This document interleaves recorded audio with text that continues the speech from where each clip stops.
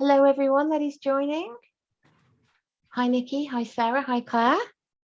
We've just got a little big question on the screen, a little big question. I know that is an oxymoron in itself. What is the value of learning agility? So whilst we're starting, you can always enter your thoughts into chat.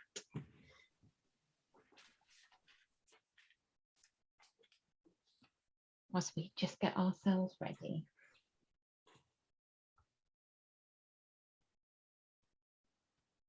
Also, just to let you know as well, this session is being recorded, so you will be able to see the recording again afterwards, in case there's any nuggets of brilliance in it that you want to take back and look at it again.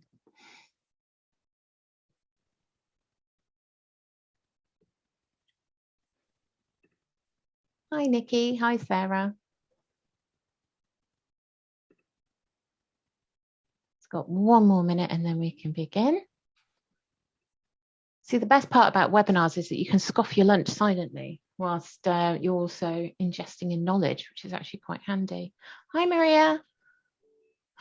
Learning agility for users or the design team? Learning agility for L&D people, I would say. Jane, what do you think? Yeah, but I think wider. Think wider.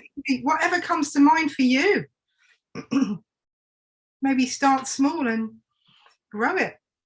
Grow your thinking. So it could be your learning agility for your team, for your department, a definition as a whole.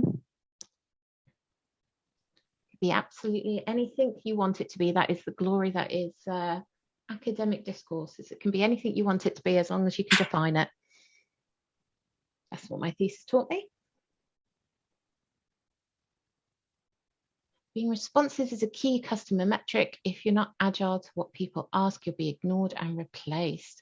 Andrew's always good at delivering the wise words. Absolutely. Like it. Really, really like it. Fantastic. Just think it's about really thinking about, learning agility. What does learning agility, not just general agility, what's learning agility? Oh, I like Sarah's knowing what to do when you don't know. I like that.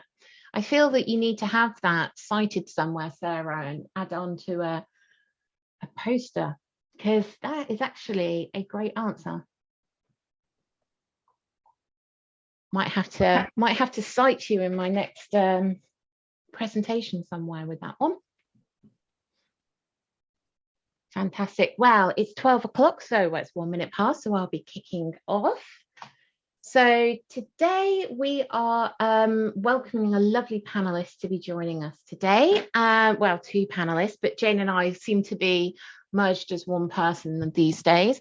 So the lovely people at ELM, where I'm research director, and the people at PeopleStar, aka Jane, leading the charge here, are talking about supercharging and the 5 elements that are proven to boost value. I myself and Dr. Hannah Gore, I am off screen at present. I do apologize. I come to you in radio podcast format because unfortunately I had to have surgery a couple of weeks ago and I am not looking my best.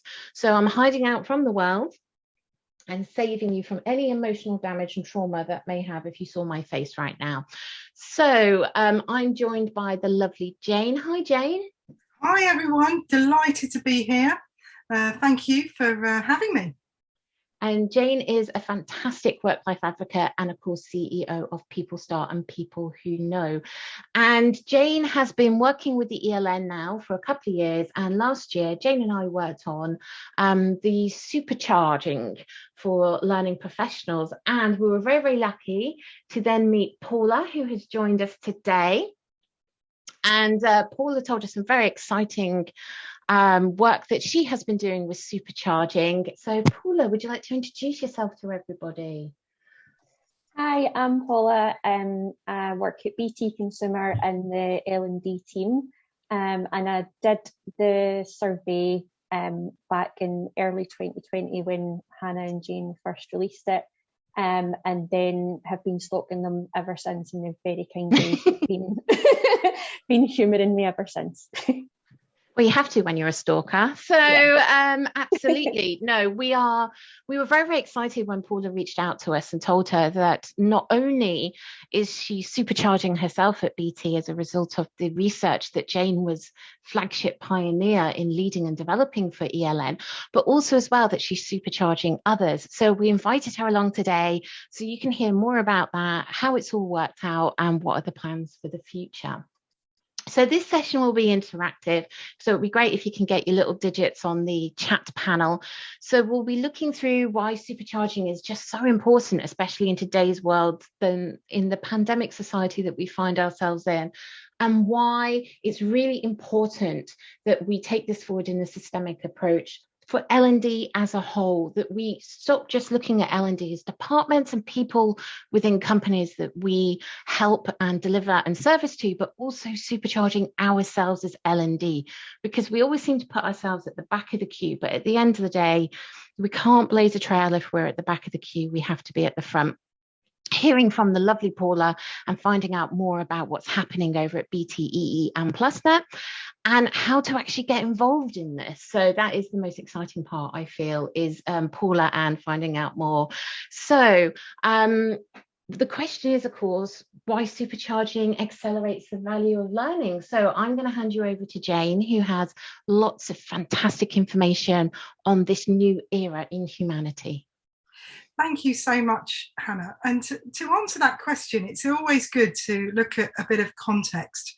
Now, if you haven't seen this amazing research from Korn Ferry that was launched just a couple of weeks ago, we would urge you to go and have a look at that. But I'm not going to read everything on the screen, but if you look at that 69% figure, really around the top companies that are winning in this world of disruption that we're in are really using the learning agility to their advantage. And there's some great research by Korn Ferry. I'm sure one of my colleagues won't mind popping it in chat so that everybody can see it. But I think it's worth just sitting for a minute and just thinking about some of these disruptions we're facing. We're hearing them every day and they're coming out. People use this work in different ways, but ultimately, the 7 sort of forces that are going on as to Korn Ferry's research, which is evidence-backed, which is why I particularly like it, are things like scarcity, vitality. These are these forces. People really seeing this issue with scarcity, this lack of vitality that they're seeing. The bounce has gone from many people's work, wanting things to be more sustainable than ever before, individuality being really important, but on the flip side of that, making sure that that's balanced with inclusivity so people don't feel this lack of a sense of belonging. And also that accountability, in these forces that are coming on are much more important. And what Korn Ferry do is they talk about, how do we really take these forces of disruption and turn them to our advantage? And interestingly enough, when we first did the research, and I will pop in chat, you can go and look at all of the research that we did around supercharging and what we're able to share with you at the moment. But ultimately, what it showed us is those areas of friction give us a huge opportunity to do something different. And all of us here will have various degrees of knowing that the learning profession, us as learning networks and us as individuals, don't always get the reward and recognition we need. Some of that is down to what we do and the sort of script that we told ourselves. Some of it is absolutely real, and we're just not working at the right level with organisations.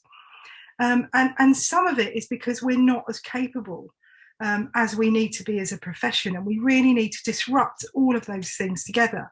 So what you can see on there is these areas that Korn Ferry talk about as things that we can do. And for us, we come up in, to be honest with you, pretty much all of these. Really, if you were to really distill these areas, we really come up, just to pick up a couple, stop thinking about jobs and really think about capabilities. The work that I tend to do as an evidence-based culture and capability expert is I'm really going and saying to people, you cannot do everything. What are those critical capabilities that are worth really doing well?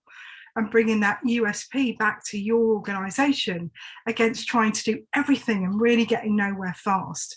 And that's when we start to see real behavioural change going on. Only when we really start to worry about capability rather than people's jobs and job profiles and going down that road. Just to pick out another one around learning agility, ultimately, still in L&D, and there's always pockets of excellence, but still the evidence says that over 80% of our L&D budgets that are already challenged are spent on a few people, rather than really utilising those for the benefit of everybody. How do we get that 20/80? So we use our budget, we use these small budgets that we got, but we get much more of a wider impact with what we do. So learning agility is a must-have for everybody, not just a chosen few. And sadly, there is evidence to show that we're still in those kind of worlds. Hannah, if you don't mind moving on for me, because you guys, I'm sure, can go and have a look at all of that yourself. You may have already seen it, and you can obviously always put questions and stuff in chat. We've built in some pause points. Now, what does this really mean? Well, what we're talking about here, as a behavioural scientist who studies behaviour, my job is to go, well, what does that really mean? Ultimately, there are power shifts going on. The power is firmly starting to sit with employees for once and for all. And the way that employees are responding to this environment and these conditions that we're all experiencing is that they are leaving. The great resignation in some organisations is real. And there is evidence across different parts of the world where people on their own terms are deciding to resign, not always just because of money, which is where it used to be. There are more balanced opportunities in the way that they want to run their work and life.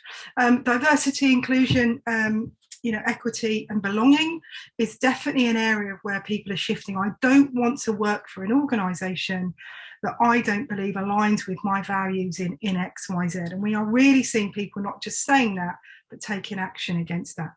The other power shifts we're seeing is things like well-being. It's amazing when I earn lots of money, and I can include myself in places like this, but I don't want that anymore.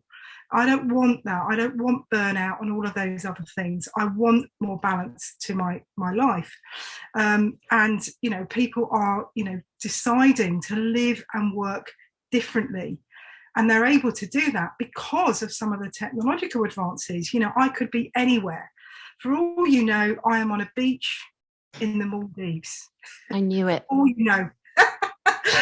And ultimately, people taking responsibility for the impact on future generations. These things, are going there. And all of this is creating these huge growing talent and capability gaps. This is our moment. Hannah, if you don't mind moving on for me. Now, we're moving from ego to eco, which is brilliant. It's all about the we and less about the me. It's not that the me is not important, but in the work we do as learning professionals, that people have got to be set up to help themselves.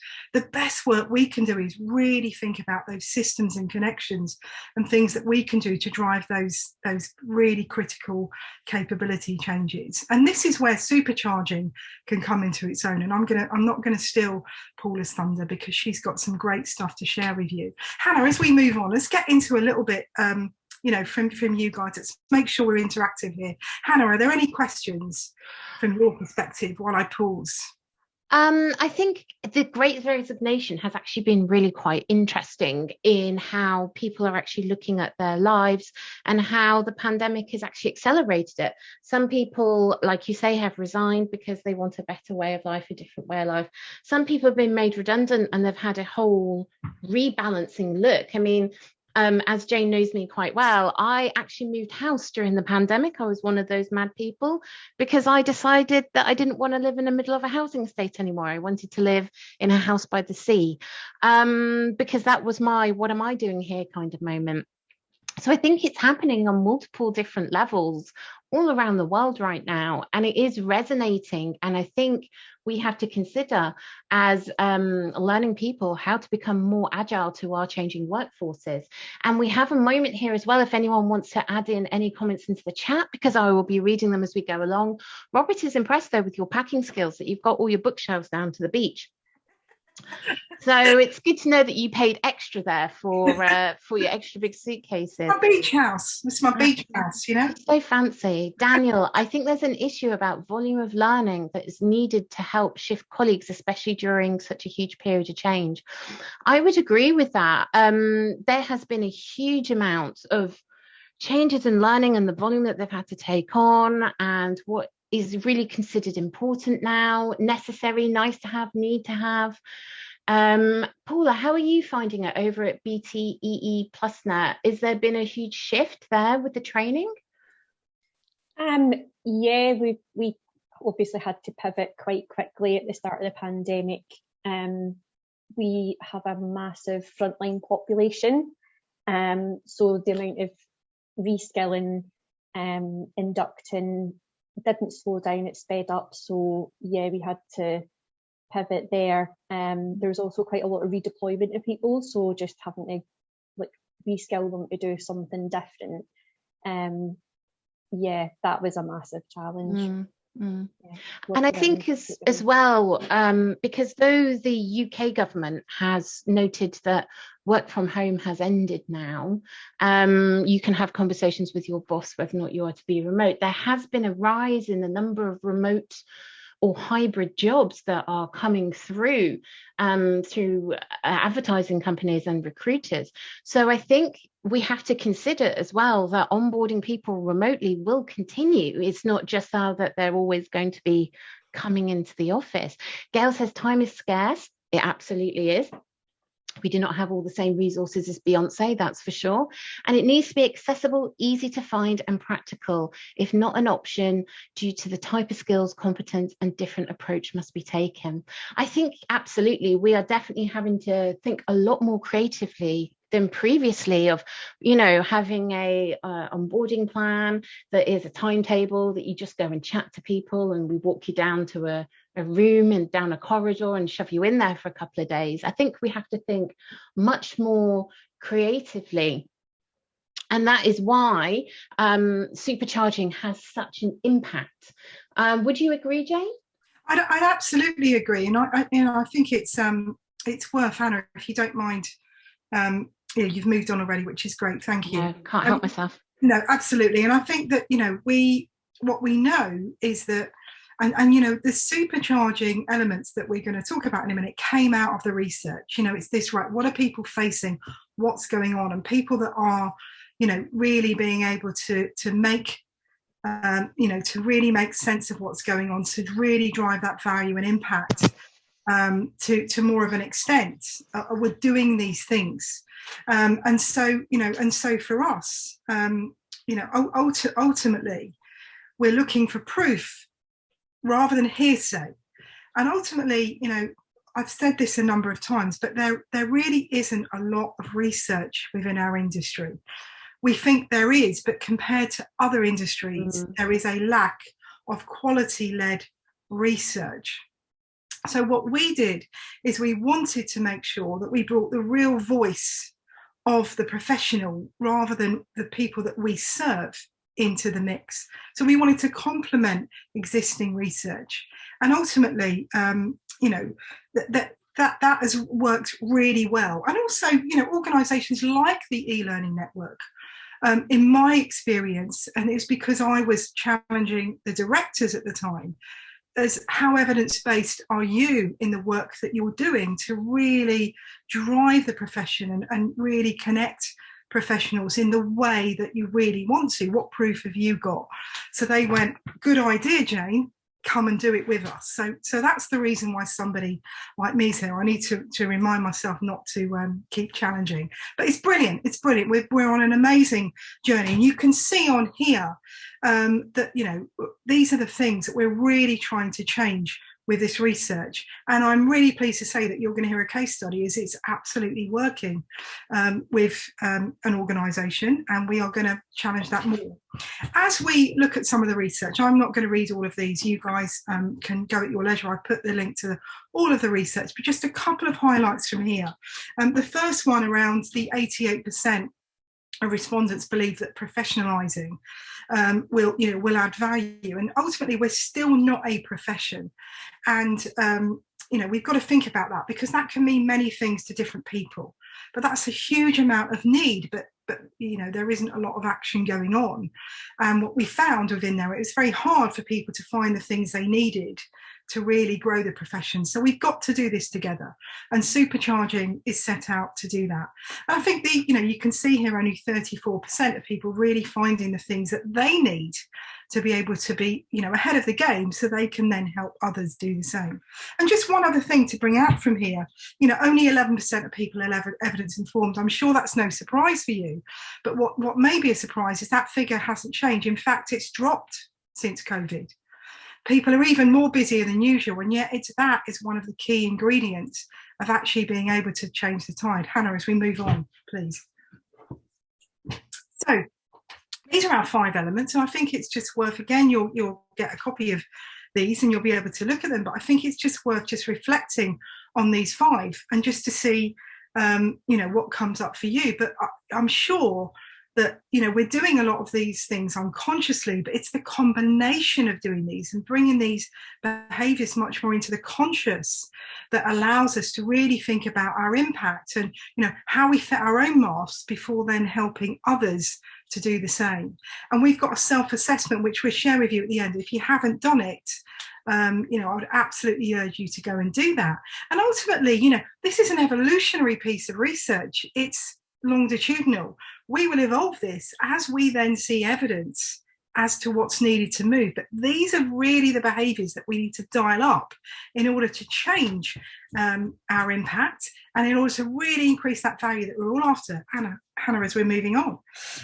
The other thing to mention is what's really exciting about the next phase of research. We really started to look at the professional themselves and how we can really help them fit their own mask.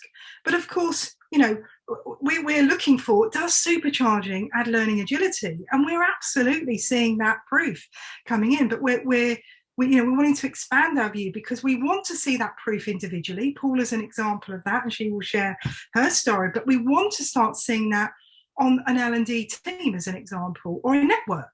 We want to see that as an organisation. We want to be seeing that as part of a profession. So we've got really big ambitions for this. We're starting to see the green shoots of those 5 elements in all of these perspectives, but we want to build that proof, and that is the next stage of what we're doing. So it really starts to get even more exciting from here. At that point, Hannah, I'm going to pause and hand back to you. Absolutely. And we've had a comment through from the lovely Andrew Jacobs, who is our mentoring director over at the e-learning network. And he says that these are very strong and will develop people's abilities.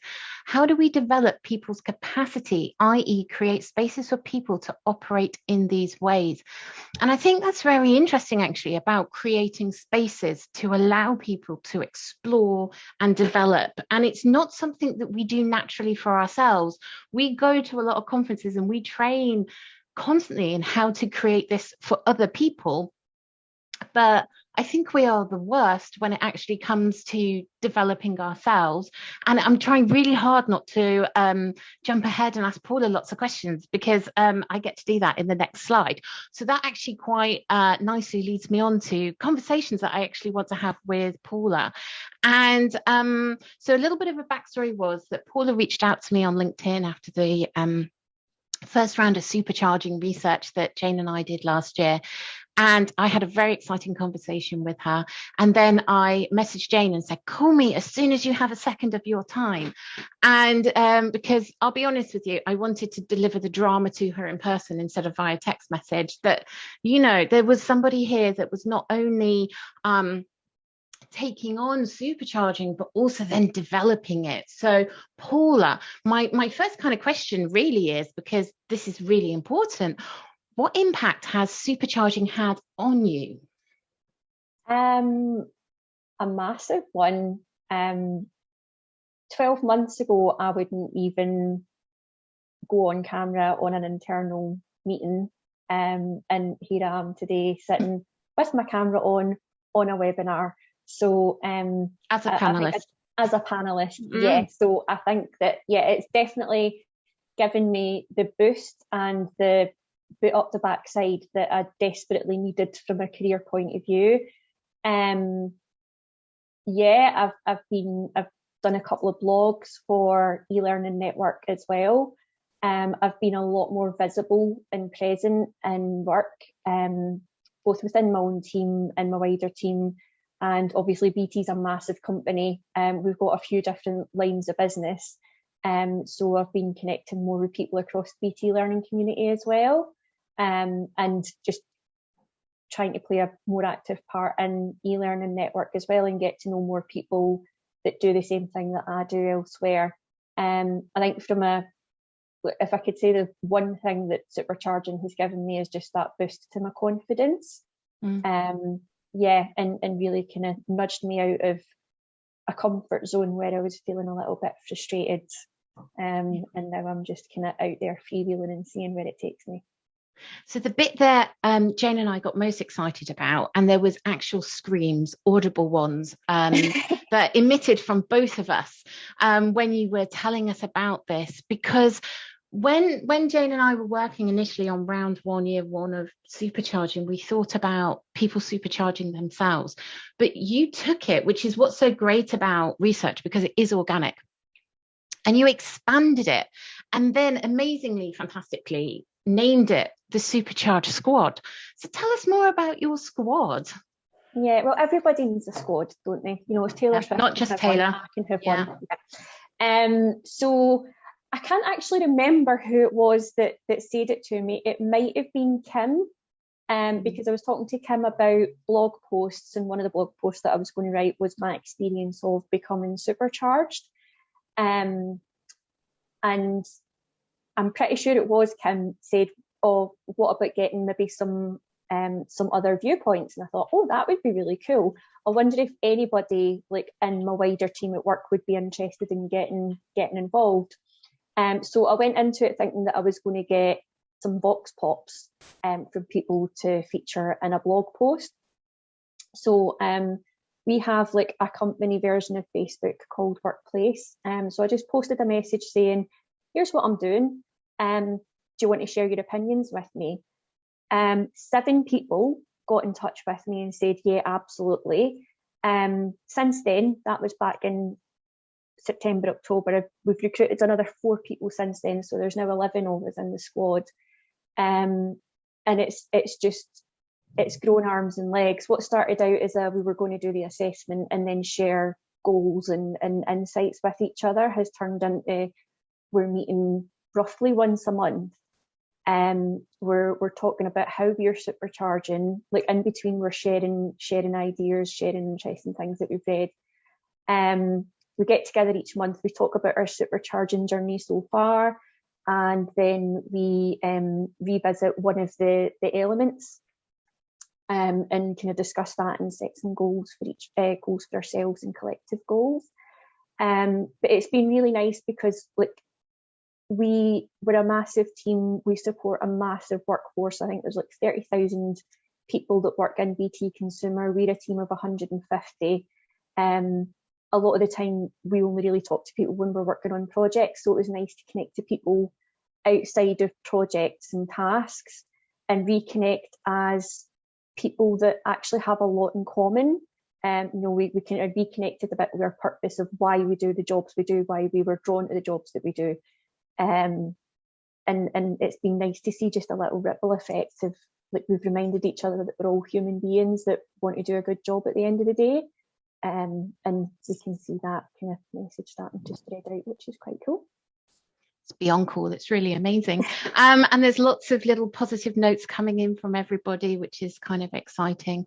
What are your plans to move your squad forward? What's the World Domination plan all about?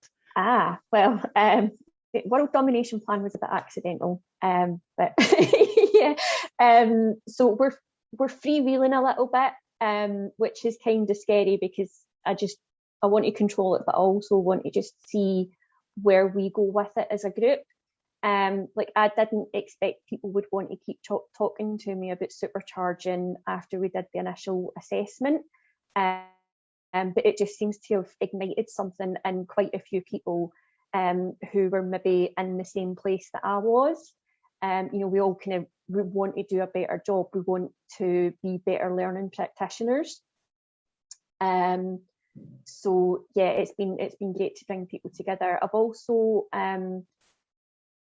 shared, I spammed my boss's boss with the survey and the results and everything. So I think there's a lot here that we could take from it. And she's actually taken it and worked it into the development plans for the whole learning architecture and design team, which is where I sit. So all the people who work in content authoring, instructional design, learning platforms, like we are kind of getting right in there with this stuff and thinking what can we do to like really enhance the offerings that we are providing to the rest of the business.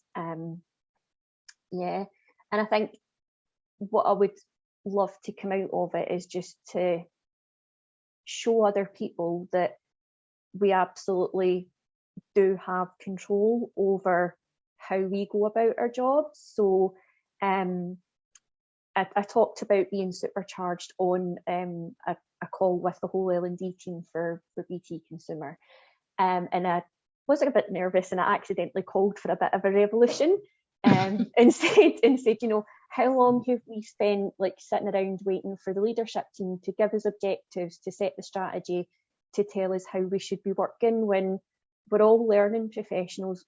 Why can't we decide how we want to practice and where we can add value and just go out there and go for it? Because at the end of the day, the business can only benefit if we are investing in ourselves and our practice. So I'm interested to see how many people take up the cause. Well, Jane and I are definitely flag waving with you for Viva Revolution.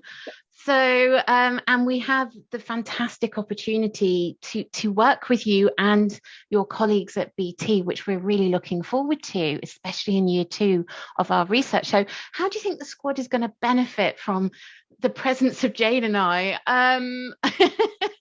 Will they ever recover? That's the question. But what do you think is going to happen?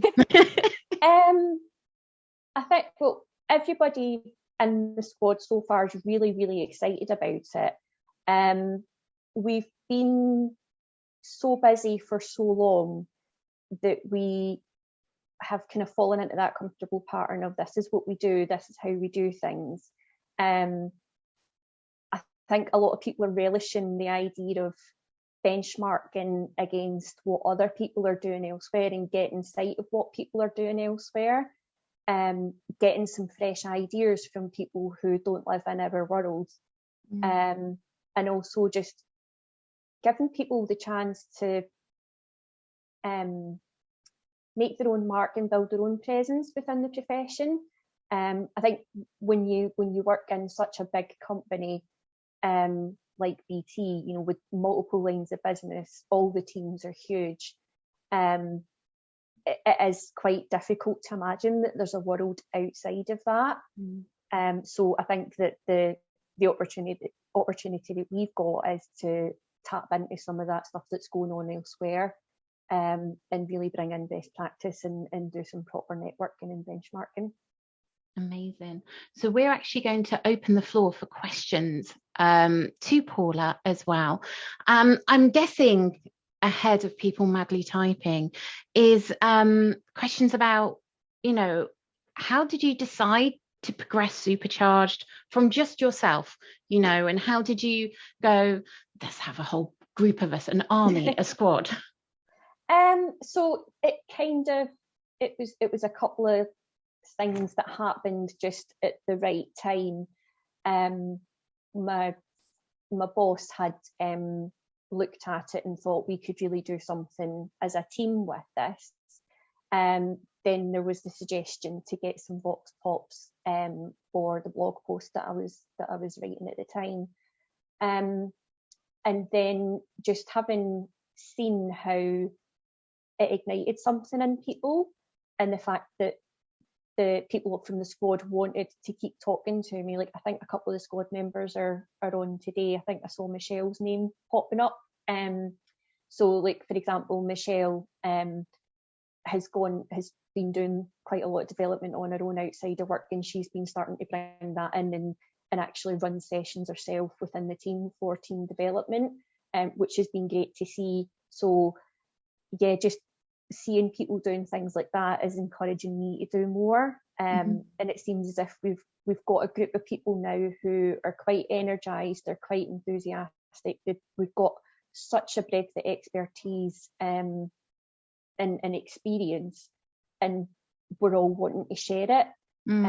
So I think just seeing that, I want to keep going with it, and I want to keep expanding it, because you know, if there was ever a profession that should be championing and learning from your peers and developing yourself, it should be us, right? Yeah, absolutely. Because otherwise we're bad role models. Yeah, absolutely. And I can see a couple of joiners that are new to Supercharging have asked, you know, what is Supercharging? So how did you find out about it in the beginning?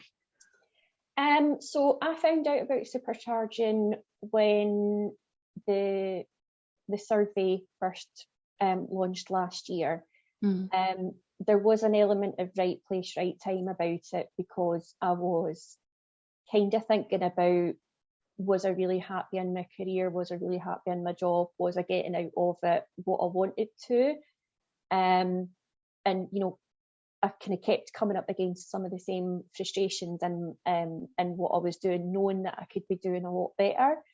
And then when I did the survey, it just made sense of a lot of things for me. It made me reflect on how I was going about my job in a way that I had never really reflected on before.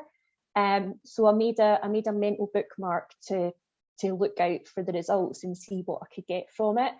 And then when the results came out with the self-assessment and the 5 elements, I thought, right, there's something here that I can take and give myself some goals. And goal setting is something that I've always struggled with. Like, if you speak to any of my bosses, they'll tell you I'm terrible at setting goals. So it was really the first time in a long time that I had actually sat down and decided, no, I'm going to practice some of what I'm preaching. I'm going to put on my own oxygen mask first, and I'm going to set myself some goals that align to these elements. And I started off with really simple ones, like write a blog post, or, you know, under the banner of self-compassion, like really lean into some of the things that where I was finding frustration, and what did that tell me about where I had to develop, or what learning gaps I had myself. So I think Supercharged to me might mean something different to what it means to other people, but I think that there's enough space and room in it for you to take it and make it your own, and you have to find something in it that speaks to you, and gives you that drive. Like, it is like the ideal name for it, because it's I don't know quite what it is about it that's given me a boost, but every time I think about Supercharging or talk about it just I can feel a massive boost of energy and confidence. So yeah. Fantastic. Does that answer the question? I think it does. And the thing is, a tangent. We love a tangent. Jane knows I go off on them constantly. But when it comes to throughout this presentation and of course your answers, you were talking about boosting and confidence and motivation.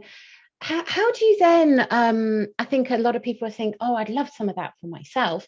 But then how do you then step that up another level and take it to your leader and go, right, I think everyone needs to be more like this, because I can't keep bottling this energy any longer. I just need to, you know, have everybody energized. Yeah. I don't think I had much choice in the matter. There was just too much energy and it had to go somewhere.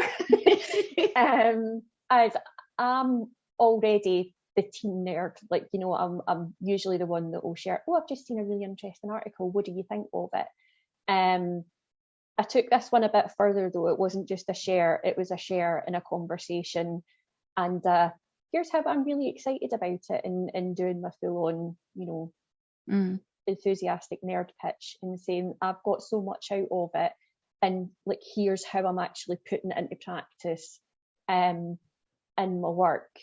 Like if I think about the evidence-based learning element being the one that I personally have the most potential opportunity to develop in, I'm somebody who, despite my background as a historian and having done a research degree, I'm a bit scared of data.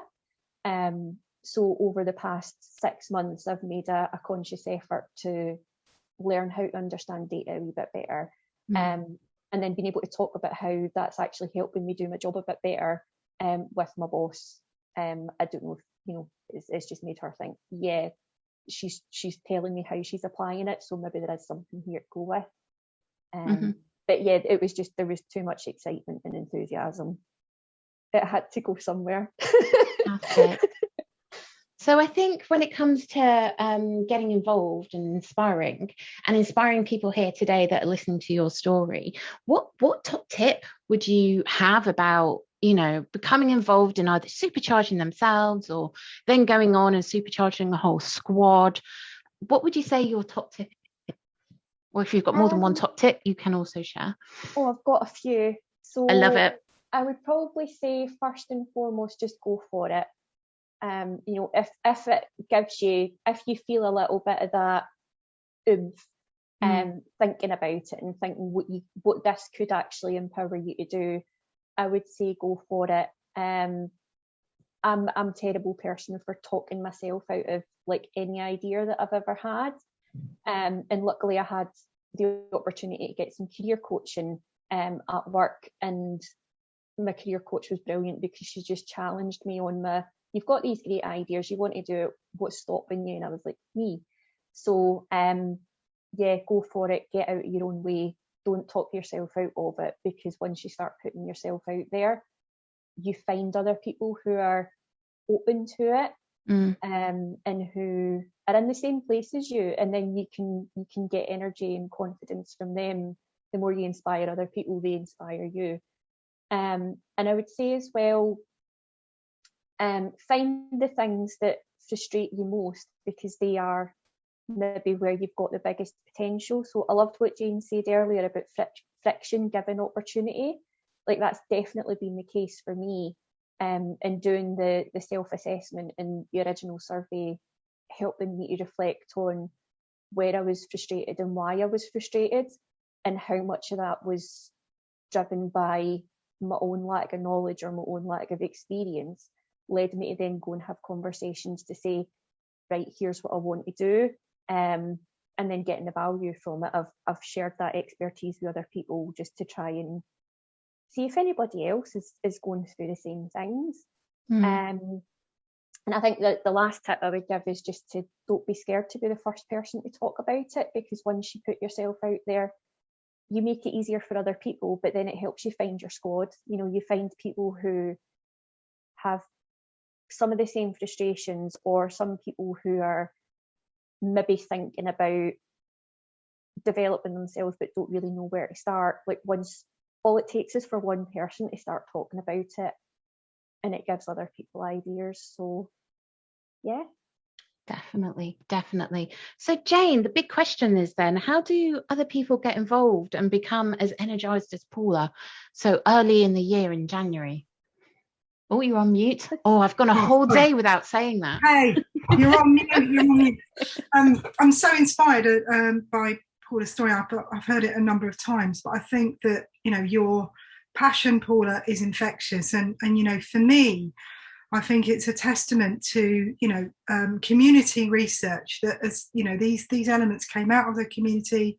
These are things that we saw as clusters and patterns in the community and what they needed, and you're somebody that's taken that and turned that into your own. You haven't just taken somebody's else and lift and shift it. You've been able to adapt it in the process and even develop it. So it's very exciting as someone who kind of just got the ball rolling to, isn't it wonderful to see that ball start to snowball without me being involved, and that's very brilliant.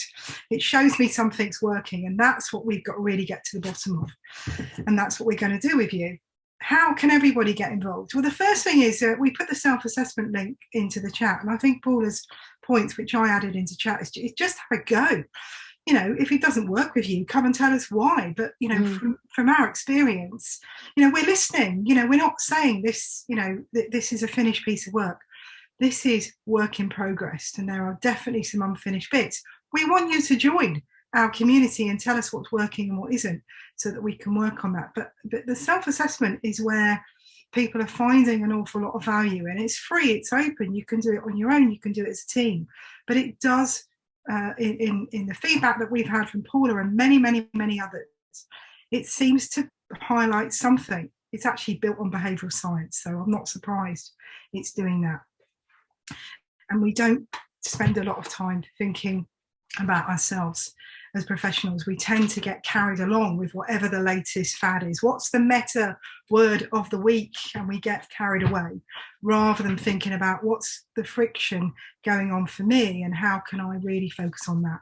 I'm a true friction hunter, and you know, that's where my best work is done, because there's no point in going somewhere where stuff's already happening, because I can't influence that, but I can influence my own and others' friction, and add value. Start your own squad. I love it. I mean, this, you know, terminology that we're getting from, you know, people, you know, from Paula and her team, and really start your own squad. And you know, there's nothing like an empowered L&D team to really think about how do we do this as a team, because one person on their own is just not enough. It just isn't. Particularly with the challenges that we mentioned earlier that Korn Ferry are putting out there. And ultimately, you know, come and tell us what's going on. And, you know, as I say, even if it isn't working, Hannah and I are really interested. We want to know why that isn't working for you. There's, you know, we're giving you an evidence-based approach to what's working for other people. If it isn't working for you, we want to know why. So come and tell us. Help us evolve this stuff. And, you know, share your story. You know, if the profession wins, we all win. It's simple as that. And at the moment, we are fragmented and actually dysfunctional as a profession. And if you want to talk to me about that, find me on LinkedIn. And me and Hannah have these discussions all the time based on evidence. If you've got evidence to disprove that, amazing. There are always pockets of excellence. But as a profession, we are not sticky. We are dysfunctional. Take our survey. It'll be coming out very shortly. Before the end of January, we're really excited about this. You know, this is a big phase in our approach. As I mentioned earlier, we're moving into looking at how supercharging works from a collective point of view. We started with the individual, but we're now moving in to the group dynamics part of it, and that will go and move beyond that as we develop this. You know, we develop this in micro steps. We have an end in mind, but we are iterating as the community is ready. When we've got evidence now ready, Paula's given us that evidence, we are ready to move forward. That's all we need. And Hannah and I are there like a dog with a bone. And, you know, the directors at eLearning Network are excited to be really seeing how this is moving forward. And that is our job, to service the community. Become an advocate of this work.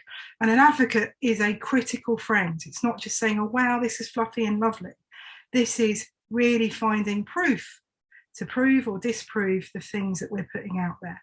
So many ways to get involved. And if you have other things, let us know, and we'll absolutely consider them. Hannah, back to you. Absolutely. And I'm absolutely loving Robert's comment that he's really engrossed in the self-assessment link right now, and will be sharing it with his team because he's been inspired by Paula. So Paula, without her even realizing it, through the power of the internet, is spreading her squads far and wide, which is rather exciting. So we're coming to the end of our session here. And like we said, do take a look at the self-assessment link. Research is organic. There is no, these are the 5 things, because we never know what the 5 things of 2022 are going to look like. We don't know what the 5 things, if there's going to be 6 things, 10 things by the time we get out of this pandemic. how this world is going to change. This is evolutionary research. And that's why I think Jane and I get so excited by it, because we wouldn't want to do the same thing day in, day out. We want to see how the data is changing and how different communities, different industries are looking at it in different ways. And this research, the findings and the 5 elements, everything about it is generated through you. Jane and I don't sit here and ponder about what 5 things we like the most and how we can put them into a slide. This is all brought out of the community research. So there'll be a link coming along soon in your ELN newsletter to say that the research is now live. Do pop back to December's newsletter to have a look at the fantastic article from Jane. If you want to read more from Paula, she's also in previous news articles as well. If you're actually interested in posting a news article yourself, please feel free to just, again, stalk us online. You can find me on LinkedIn, very Googleable person, as is Jane. And we really, really want to listen to our community, because that's what the ELN network is about. It's a network. It's about the people within it. This is not a top-down approach. This is a bottom-up revolution. So I'm taking the revolutionary flag with Paula, and we're just going to go around waving it madly until everybody's on board. So are there any parting comments before we close for today, Paula? Sorry, I was just trying to find the mute button there. Just thanks for having me, and thanks for listening. Oh, we do love Paula. The amount of energy that she gives Jane and I after a web chat is absolutely fantastic. So I just think she's going to become my therapist soon. If you want to also get engaged with lots of conversation and chat that is happening, the ELN has a Slack channel, which is rather fantastic. Do pop a little email along to the ELN. You'll find the details and contact us on our website, and you can get added to the Slack channel, which has lots of different threads of conversation there. And there's also tea and talks. If you want to talk to us, other members, do drop into one of those. They're run by Kim. You can pop in, pop out. You don't have to stay for the whole thing. And also, of course, I must mention, because the fantastic Andrew Jacobs has joined us today, is that Andrew is the director at the ELN for the mentoring program. So if you're being inspired, if you want to help inspire others as you go along your supercharged journey, please do reach out to Andrew. And so you can get involved in either being mentored to become supercharged yourself, or become a mentee for somebody and help them. Jane, any passing comments before we close up for today?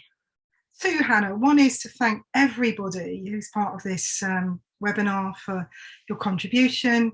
I think all of it has been fantastic. In particular, Paula, for coming along and sharing, and Paula's Bravo, Paula.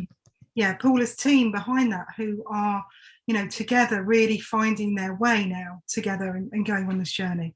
And, my final thing is, friction is where you're going to find your best work. So, go and be that friction hunter and use these supercharging things to do. Let's do our best work, not good work, our best work, because that's where we're going to make a difference. Thank you.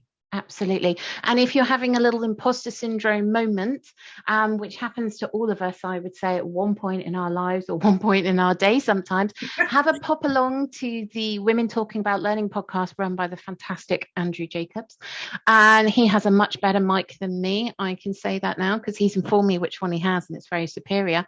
And there is a fantastic episode there about imposter syndrome. So in case you're worried about having a chat to your boss or spreading this out amongst your team, do take a listen to people in learning talking about imposter syndrome and how they come over it. And I said in the podcast myself, all the imposter syndrome is a check that you're just coming out of your comfort zone, and that really builds with the friction, because you don't have friction inside your comfort zone, do you, Jane?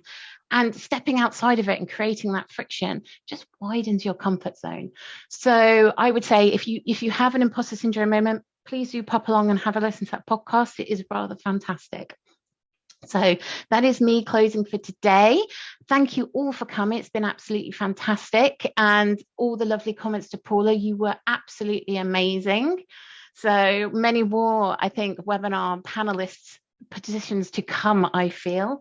So thank you ever so much. Everyone have a fantastic day, and we'll see you soon all online in the Supercharged survey when it comes out in a couple of weeks. Thank you, everyone. Thank you.